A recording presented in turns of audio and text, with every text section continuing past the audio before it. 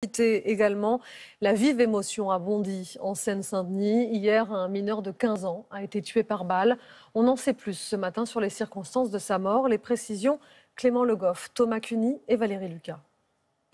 Quelques fleurs à la porte de la maison de quartier et la sidération des habitants. C'est ici qu'un adolescent de 15 ans a perdu la vie hier. Il était passionné de boxe et inconnu des services de police. Mon fils, il a 7 ans, il a entendu, il est choqué, quoi. C'est un choc pour nous, j'habite juste là et c'est de plus en plus, quoi. C'est triste, quoi. C'est inadmissible que ça arrive. Qu'ils s'acharnent comme ça entre eux, il n'y a pas de mots. Il est un peu plus de 17 h hier, dans le hall de la maison de quartier de Bondy, en Seine-Saint-Denis, lorsque deux hommes, arrivés en scooter, ouvrent le feu sur le jeune adolescent. Malgré les soins du SAMU, Eman, 15 ans, décédera 2 heures plus tard. L'épilogue tragique d'une querelle entre deux garçons qui durait depuis quelques semaines. Selon nos informations, la victime et l'un de ses agresseurs fréquentaient la même salle de boxe. Hier, une nouvelle altercation se produit dans l'après-midi. Le père d'Eman rejoint alors son fils à la maison de quartier. Il assistera au meurtre quelques minutes plus tard. Ils sont venus avec un grand scooter. Il a au moment où il a frappé la porte, la directrice elle m'a dit c'est lui. Il ne faut pas ouvrir la porte. En fait, il a sorti le pistolet, il a juste sorti le canot dans le truc de boîte à lettres là. Il a vu mon fils, il était debout, il a donné une balle directe au thorax. Voilà, il l'a fait tomber par terre, quoi.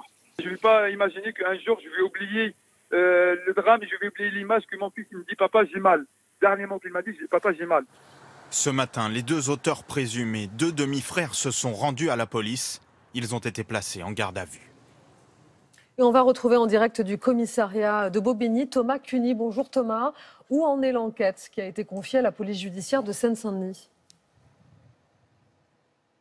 Eh bien écoutez, selon nos informations, il s'agit de deux demi-frères âgés de 17 et 27 ans qui se sont donc rendus ce matin ici au commissariat de Bobigny. Le plus âgé est soupçonné d'être l'auteur des tirs. Ils sont tous les deux connus des services de police, le plus jeune notamment pour des menaces de mort, le second pour de nombreux faits allant de l'extorsion au trafic de drogue en passant par la possession d'armes. Les deux suspects sont donc entendus ici par les enquêteurs qui tentent de déterminer les raisons de leur passage à l'acte. Selon les premiers éléments de l'enquête, il ne s'agit pas d'une affaire de bande, mais plutôt d'un différend entre adolescents qui aurait viré au drame.